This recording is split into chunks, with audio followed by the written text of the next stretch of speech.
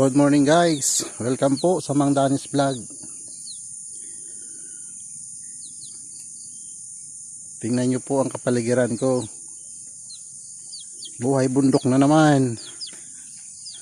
Nagsisimula na kayo maglinis kasi humulog na yung tag-ulan. Salamat sa Diyos at kahit paano ay ito, kung makakapagsalita lang ang mga saging, ang mga pananim ko rito, siguro sasabihin nila, yes, nakaahon din tayo. Nagsisimula naman mamunga ang aking mga saging. Ayan po. Ayan. Ito na yung mga kalamansi ko. Nagsisimula na rin po ako mag brush cutter, pero napakalayo pa para matapos ko. Siguro mga 5 araw ko pa itong brush cutterin. Ayan, lawak niyan papunta roon. Ayan. Ayan, kung mapapansin nyo po yung forma ng mga kahoy, di ba? Kurbang-kurba ang bundok. Nakakurba siya. Ito po yung pahingahan ng aking mga manok. Sadyang ginawa ko po ito para dumating man yung sama ng panahon, may masisafetyan sila. Ito nga, isang gabi kawawa naman yung isang sisiw ko, nadali ng manginain, pero nailigtas namin siya kasi kahit paano nakatulong din kaagad yung mga aso. Kamuntik din lang mahuli yung gustong kumain sa alaga namin. Ito nga, ginagamot ko. Ayan siya, oh, natuklap yung ulo, labas na yung baon ng kanyang ulo. Ayan, kawawa naman, dinali ho ng kwago.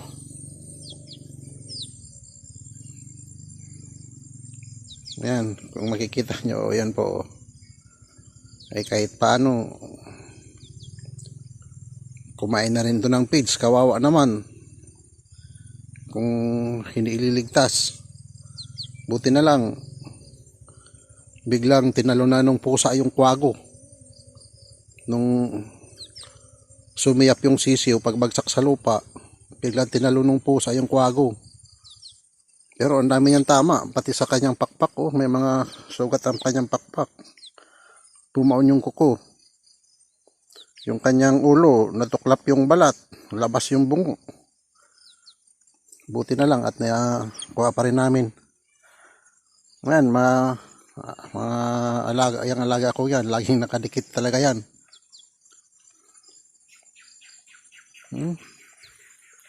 Hindi pa sumisikat, hindi pa tumatama yung saktong init ng araw. Ay, laking puno po niyan. Yan yung tangisang bayawak. Walang nakakaakyat dyan na sa puno niya. Kasi madulas ho yan eh. Mamaya magbabrush cutter naman po ako.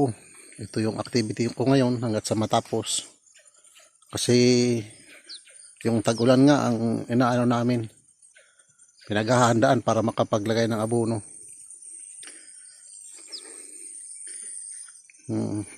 Pasal-pasal muna tayo. Yung mga mahihilig magnganga, ayan, ang daming bunga ng beetle nut. Pero yun lang nagnganga eh. Sino kaya ang gusto manghingi? Ayan, sana sa lupa, ang dami-dami na sa lupa, oh. Ayan, oh.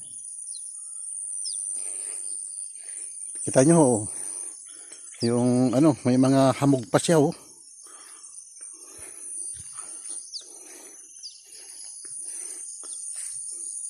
Ayan, may bunga na yung saging.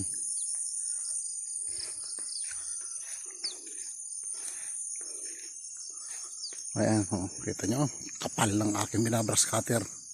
Isang buwan lang yan. Ito, ang daming nag-ano nito sa sa YouTube, sa Facebook. Kinakain daw ho 'yan. Sabi nila tibig, kinakain daw. Pero iwan ko ho. Hindi ko sinusubukan 'yan. Kasi natatandaan ko nung bata pa ako, medyo may kakulitan din ako noon nung kabataan ko. May isa kong kaibigan na sinubukan kong pakainin ito. Nagsugat yung kanyang bibig. Napalo nga ako ng tatay ko noon dahil sa kapilyuhan kong yun. Pero okay lang yun. Napalo ako ng konti. Normal lang yun kasi kung lason yun, edi nayari yung kaibigan ko. Tapos may nakita na naman ako rito. Isang uri ng bunga na kinakain ho ito at pero maasim. Yung ngayon, yung iba ayan na sa lupa. Makikita nyo yung mga bilog-bilog na yan. Natutuyo na sila. Hanap tayo ng yung bagong laglag. Ang dami-dami yan Pero yung mga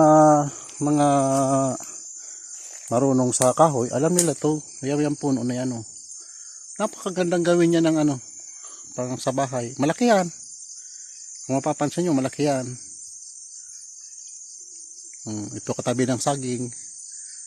Kabilaan na yung bunga niyan. Kabilaan.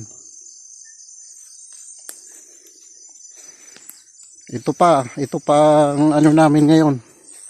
Ito ang marami kami itatanim. Kasi yan. Kilala nyo yan Maraming may gusto niyan. Yung mga, ang gusto maiinit yung labi. Yan.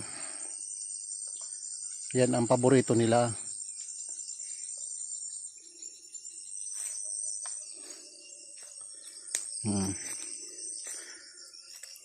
Kasi hindi pa naman mainit. Pasyal muna tayo.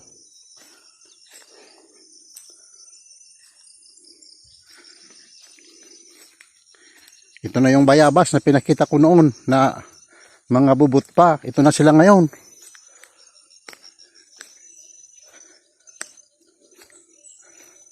Ito na sila. Ayan, kung makita nyo. Wala man lang nangihingi. Ano ba yan? Bakit ayaw nyo manghingi? Pinamimigay ko lang yan Ayan, ayan. Kita nyo naman. Napakalutong yan. Ayan.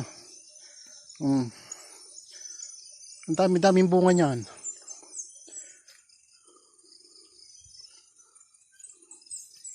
Wala man lang nangihingi. Di ba? Napakaganda ng kapaligiran. Kumbaga itong lugar ko ay nasa parang lambak ng kunti. Kasi kabilaan ito. Yung north and south niya ay bundok. Pero pag humangin naman, naka-streamline.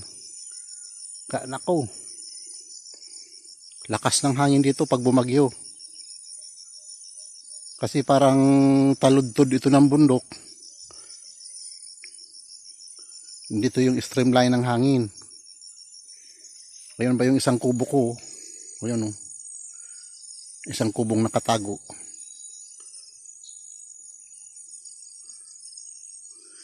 Mamaya nito, andyan ako, maghapon, ayan ang gagawin.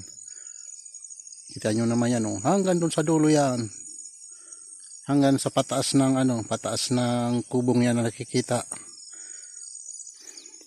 Ang pangit tingnan kapag ganito. Pero pag ganyan na di ba?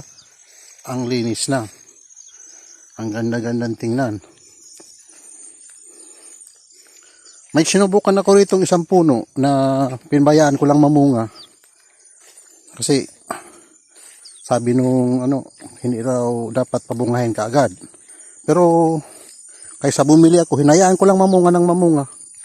Itong isang ito, ayan Ayan ang bunga niya Tingnan nyo naman yung height na yan Diba? Mababa pa yan. Ayan, mga tanim ko. Yan pa, ng luya. Kung saan sa mga gilid ng bato, tinataniman ko yan. May mga luya rito. Ang dami-dami kong luyang pula. Ayan. Luya. Andoon pa sa kabila.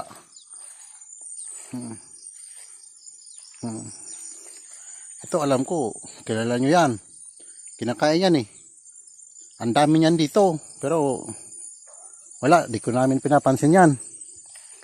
Kasi, yung mga magsasaka sa mga ganyan ano na sila, yung bang suya na. Yan, luya pa yan. Dami-dami yan. Hindi namin pinapansin yung mga ganyang mga mushroom na yan. Sardinas, yun. Yun ang paborito ng magsasaka kasi yung mga magsasaka na tulad ko, yun lang ang kayang bilhin. Mahirap daw kami. Totoo naman yun Mahirap nga po kami. Pero sa pira, mahirap kami sa pira. Wala kaming mga pira Pero kung labanan sa gutom, lalaban kami, hindi kayo magugutom, basta magsipag lang.